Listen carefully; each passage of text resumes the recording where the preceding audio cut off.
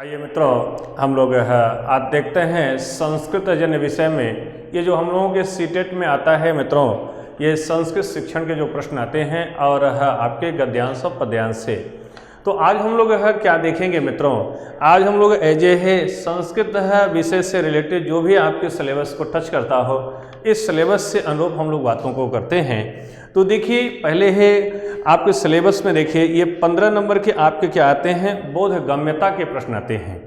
संस्कृत में है बोधगम्य है, क्या होता है मित्रों हो, तो इसमें जो प्रश्न है जैसे है, देखिए आपके है सिलेबस को देखिए, जो अनदेखे गद्य अनुच्छेद तथा तर्कमूलक तथा साहित्यिक है अथवा वर्णनात्मक वैज्ञानिक, जिसमें बोधगम्यता, निष्कर्ष, व्याकरण तथा मौखिक योग्यता से संबंधित प्रश्न होंगे।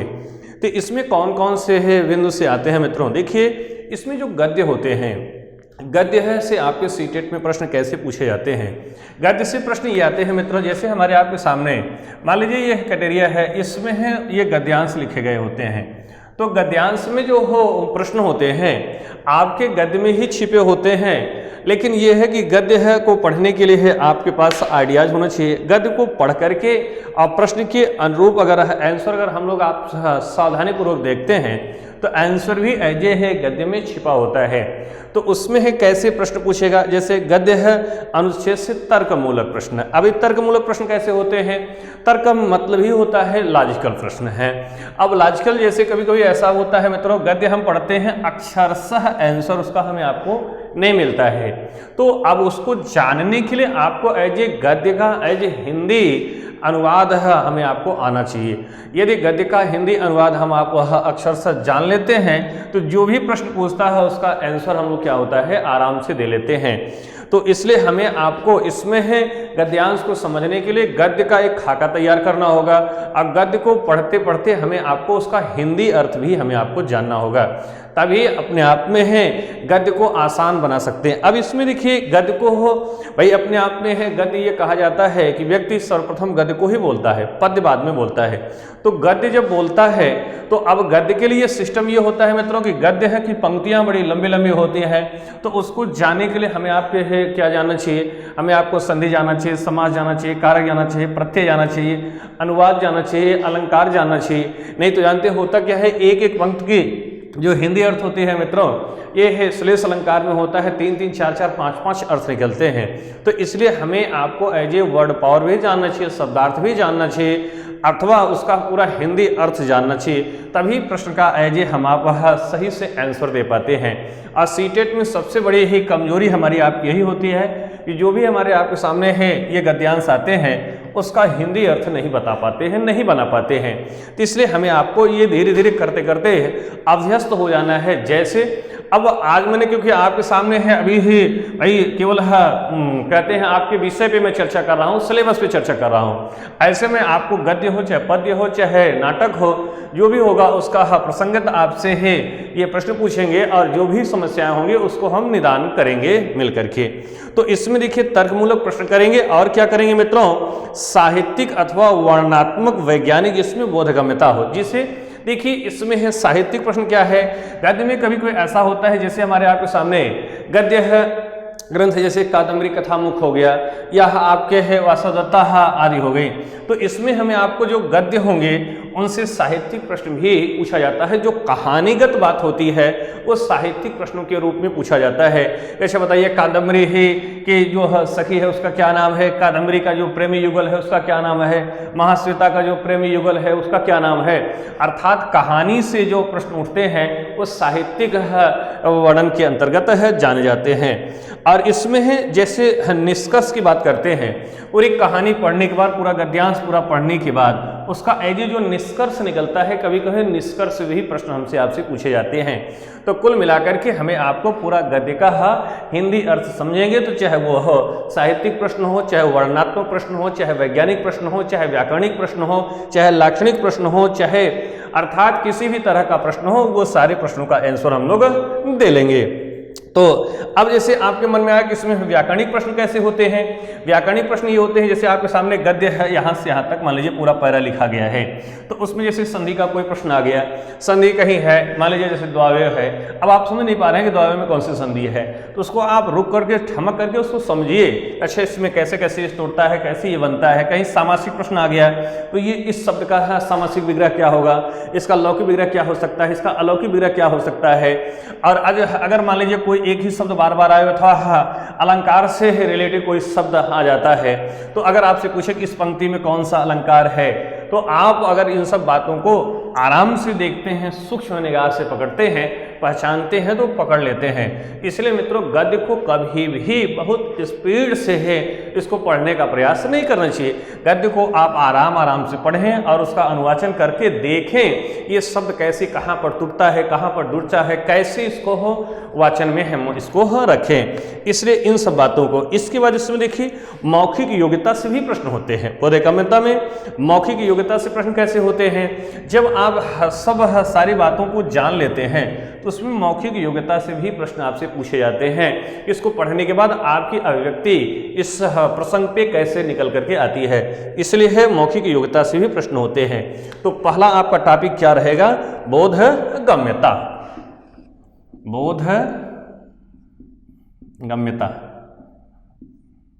भाषा को पढ़ने के बाद आपके अंदर कितना बोधगम्य हुआ, तो ये आपके सामने आता है। अब इस बोधगम्यता में देखिए है सब कुछ बातें आपके सामने रख दिया गया है। इसके बाद है आपका कुल मिलाकर के ये आपका कितने नंबर का रहेगा मित्रों, ये आपके 15 नंबर का रहेगा। इसके बाद है 15 नंबर का जो प्रश्न है, ये दूसरा जो आपका टॉपिक है भाषा विकास का अध्यापन। भाषा विकास का अध्यापन, विकास का अध्यापन।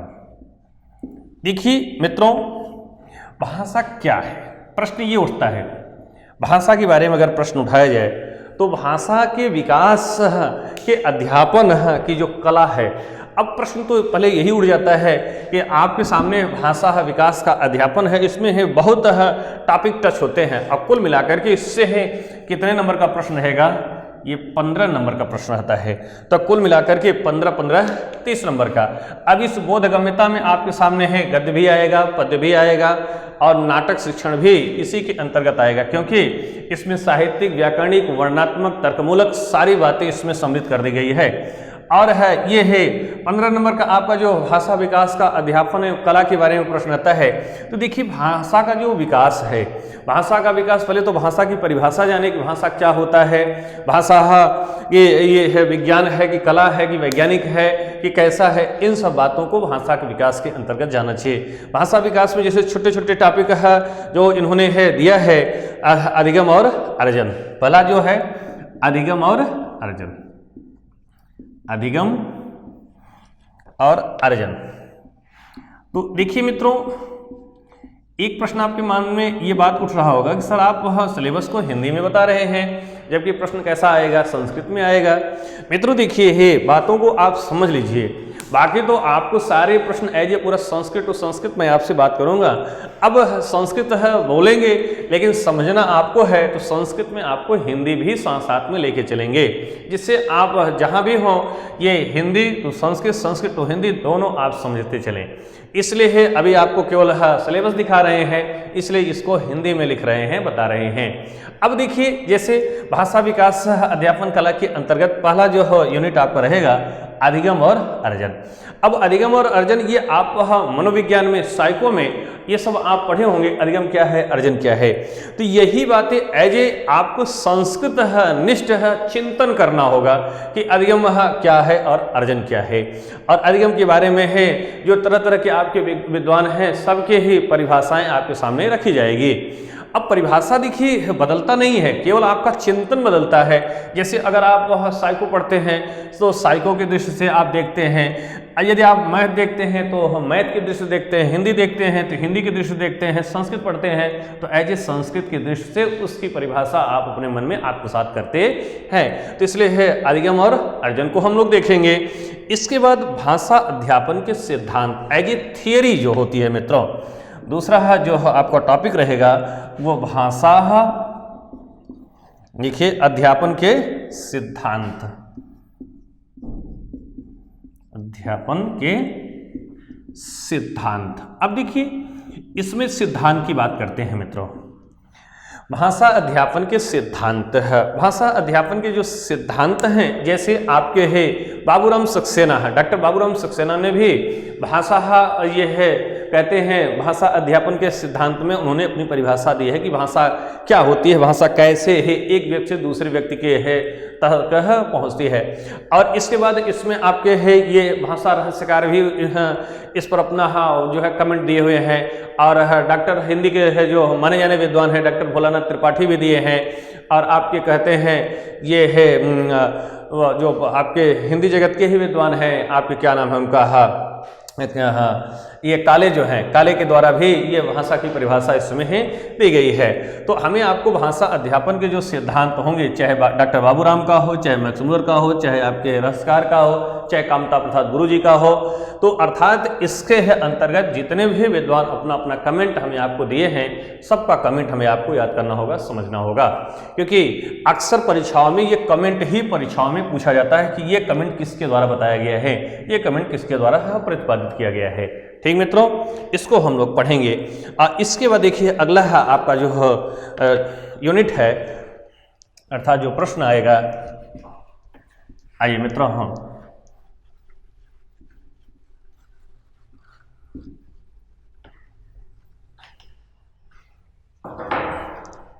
सुनने और बोलने की भूमिका। देखिए मित्रों, भाषा शिक्षण के अंतर्गत है सुनने और बोलने की जो भूमिका होती है। अब इसको सुनने और बोलने की भूमिका। मित्रों, बोलने की भूमिका देखिए, इसके अंतर्गत जब आप भाषा को देखेंगे तो भाषा एज ए है, भाषा के 4 अंग भी होते हैं। कौन कौन से होते हैं? ये भाषा होगा। अभी मैं आपको एज ए सिलेबस ही समझा रहा हूं मित्रों, इसलिए बहुत परेशान मत होइएगा। भाषा के 4 अंग जो बताए जाते हैं, सुबो पाली, श्रवणम, वदनम, पठनम और अंतिम है लेखनम।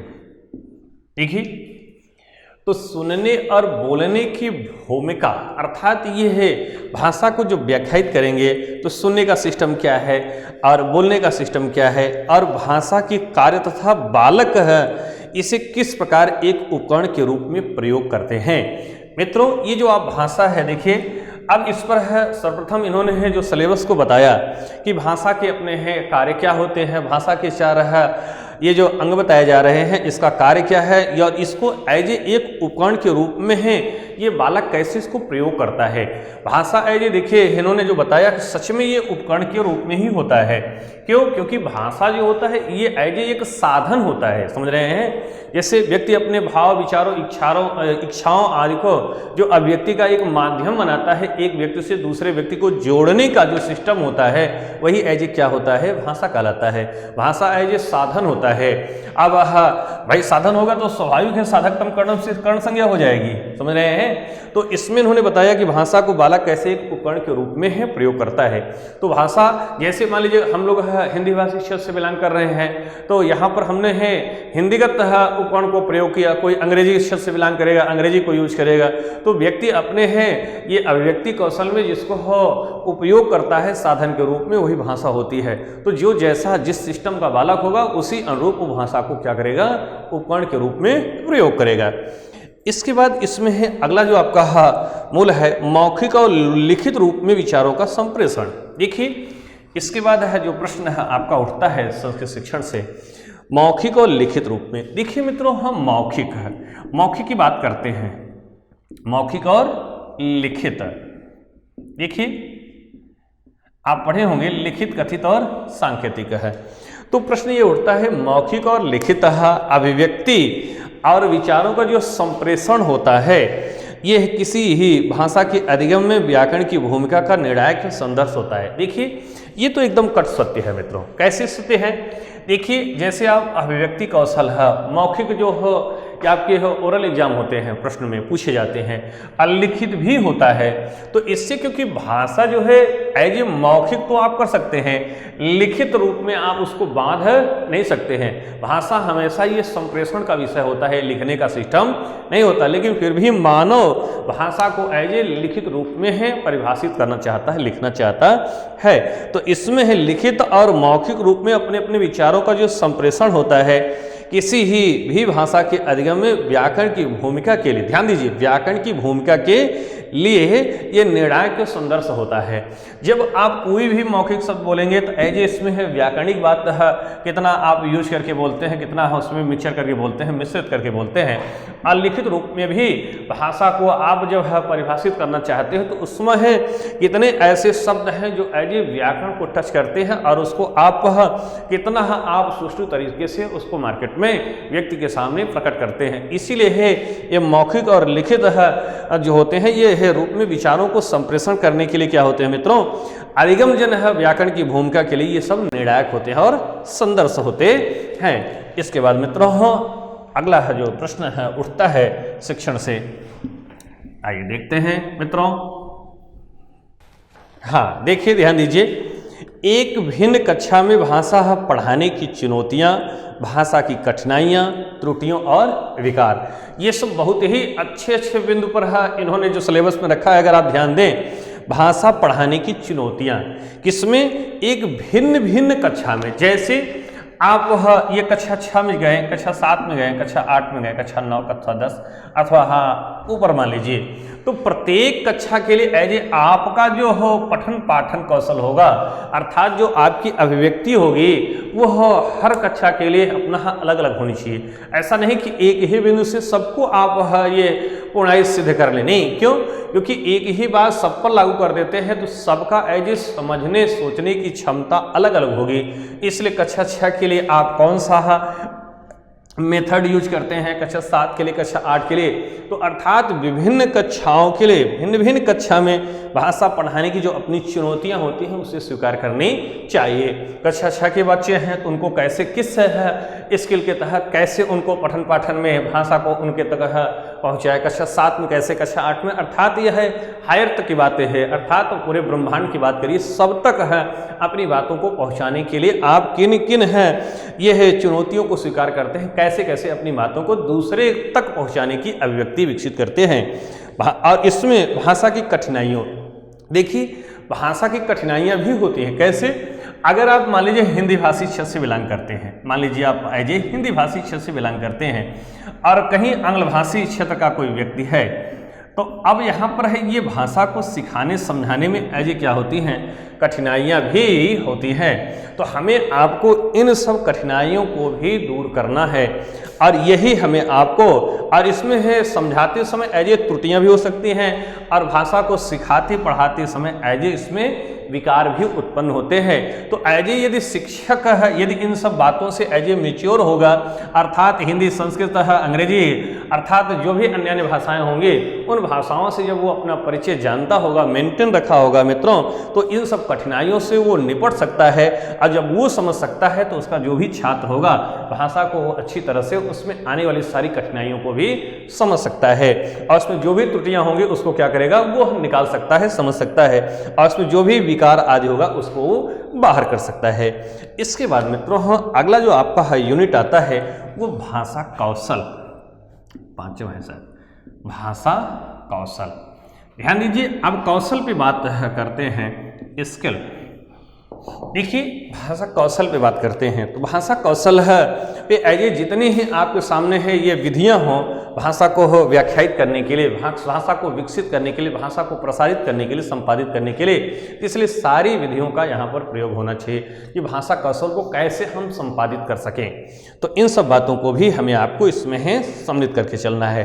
इसके बाद अगला जो आपका प्रश्न रहेगा भाषा बोधगम्यता और मूल्यांकन। देखिए मित्रों, जो छठा आपका होगा ये होगा भाषा बोधगम्यता, बोधगम्यता अभी भी हम लोगों ने पहला जो पकड़ रहे थे वो बोधगम्यता ही था।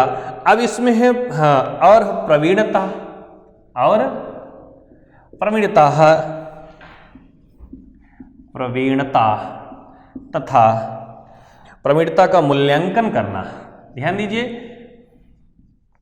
मूल्यांकन करना, सुनना, बोलना, पढ़ना और लिखना। मूल्यांकन करना, बोलना, सुनना, पढ़ना और लिखना। लिखना। ध्यान दीजिए मित्रों, अपने आप में देखें तो इसमें है सब चारों कौशल आ गए, ये बोलना, सुनना, पढ़ना, लिखना। अब इसमें जब इन सबको आप बोलने को, सुनने को, पढ़ने को, ऐसे लिखने को आप इसमें है करते हैं, तो इसमें जो भाषा की बोधगम्यता होती है, इसमें ऐसे प्रवीणता का मूल्यांकन भी होता है। कैसे मूल्यांकन होगा कि आप उस भाषा में कितना दक्ष हुए, ये सब बातें हमें आपको ऐसे इन जब चारों को यूज करते हुए बातों को सामने रखेंगे तो आपका मूल्यांकन भी होता है। जैसे क्लास में मान लीजिए इसको प्रयोग करके आप देखिए, क्लास में मान लीजिए आप पढ़ाने हिलते हैं तो वहाँ पर आप क्या करते हैं, क्लास में एज ए जितने लोग सामने आपके बैठे हुए हैं तो वहाँ पर एज ए कुछ ऐसा प्रश्न है उस टॉपिक से रिलेटिव, उस प्रश्न से रिलेटिव वहाँ पर प्रश्न रखना चाहिए, जिससे इससे होता क्या है, वहाँ पूरे क्लास का एज ए मूल्यांकित भाव आपके सामने तक पहुँच जाता है कि इस विषय पर बैठे हुए छात्र कितनी कितनी बातें इस पर जानते हैं। यदि आप इसको जब मूल्यांकित निगाह से आप सबका ये व्यू आप ले लेते हैं, कलेक्ट कर लेते हैं, तब आप वहाँ पर क्या करते हैं, अपना जो भी है विषय लेके गए होते हैं उसे आप पढ़ाते हैं। अब पढ़ाने के बाद भी मूल्यांकन किया जाता है। पढ़ाने के बाद का मूल्यांकन क्या होता है, जैसे आप वहाँ किसी भी पाठ को पढ़ा लेते हैं तो उसमें वो जो छात्र है वो कितना दक्ष हुआ, कितना समझा उस बातों को, उसको जब वो समझ लेता है, अर्थात नहीं समझा होता है, जब आप उससे पुनः प्रश्न करते हैं तो प्रश्न ही बता देता है कि छात्र कितनी उस बातों को ग्रहण किया। और ये एज ए मूल्यांकन है भाव भी होना चाहिए। भाषा में ये मूल्यांकन जरूर होना चाहिए। अगर आप मूल्यांकन नहीं करते हैं तो आप सामने वाले का व्यू समझ ही नहीं पाएंगे कि सामने वाला इस भाषा में कितना जानकार हुआ, कितना समझदार हुआ अथवा कितना नहीं हुआ।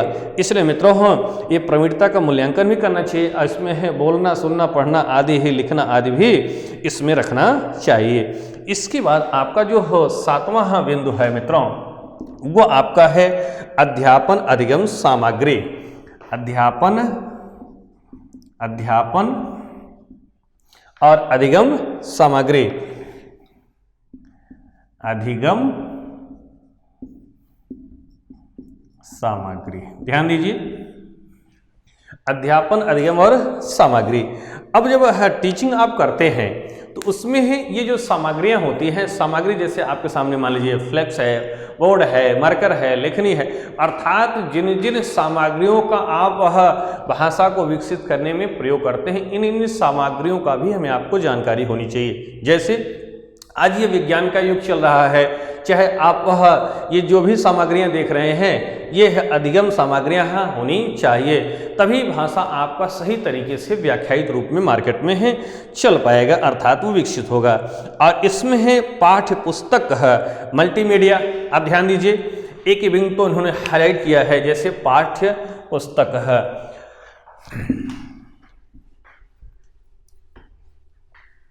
अब आप जैसे मान लीजिए मित्रों, जैसे पढ़ाने का व्यू आया, अब कक्षा 6 या 7 के बालक या 8, 9, 10 जो भी छात्र आपके सामने बैठे हों, अब आप पढ़ाने गए हैं क्लास में, तो वहाँ पर आपके सामने है ये समय के दौर में जो भी जैसा चल रहा हो उसके अनुरूप क्या क्या होना चाहिए। जैसे आपके सामने ये पाठ्य पुस्तक होना चाहिए, पाठ्य पुस्तक होना चाहिए।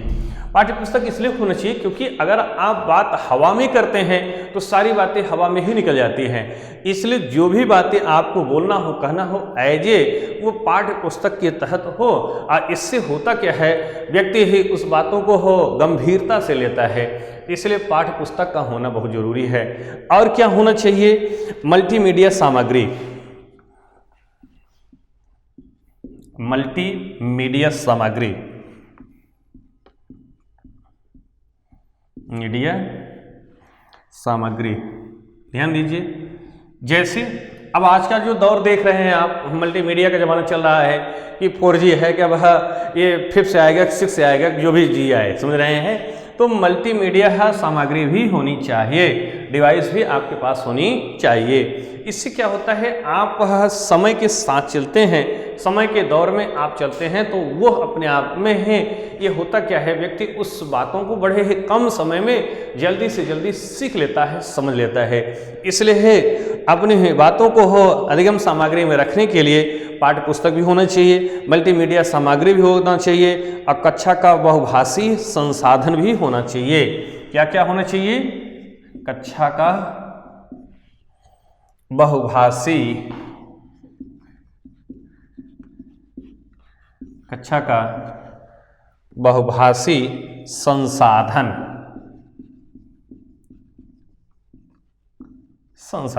देखिए मित्रों, कक्षा का बहुभाषी संसाधन क्या है। ये जैसे मान लीजिए किसी भी कक्षा में आप प्रवेश करते हैं तो कक्षा का बहुभाषी संसाधन ये होता है कि वहाँ पर है जो भी छात्र है इकट्ठा हुए होते हैं वो तरह तरह के क्षेत्र से आए होते हैं। मान लीजिए कोई हिंदी भाषी क्षेत्र से आ रहा है, कोई उर्दू भाषी क्षेत्र से आ रहा है, कोई अंग्रेजी भाषी क्षेत्र से आ रहा है, कोई संस्कृत भाषी क्षेत्र से आ रहा है। तो वहाँ पर क्योंकि प्रत्येक छात्र जो होते हैं ये है अन्य जगहों से आए होते हैं, तो वो उनकी अपनी अलग अलग भाषाएं होती हैं। तो इसलिए कक्षा का जो बहुभाषी संसाधन होता है वहाँ पर है अपने आप में जो भी सामग्रियाँ एकत्रित हों, इसलिए क्लास में कभी भी क्लास का अपना एक अलग भाषा होना चाहिए। क्यों? क्योंकि जिससे सारे लोग उस बातों को अच्छी तरह से समझ सके, जान सके। इसलिए मित्रों क्लास का ये जो बहुभाषी संसाधन होता है अर्थात ये है, ये सारी सामग्रियाँ एज ए टीचर के ऊपर ही डिपेंड करती हैं कि आप उन सब की बातों को कैसे आप एकत्रित रूप में उसको व्याख्यायित करते हैं। इसके बाद मित्रों जो आपका 8वां ये व्यू होता है वो कौन सा है मित्रों, उपचारात्मक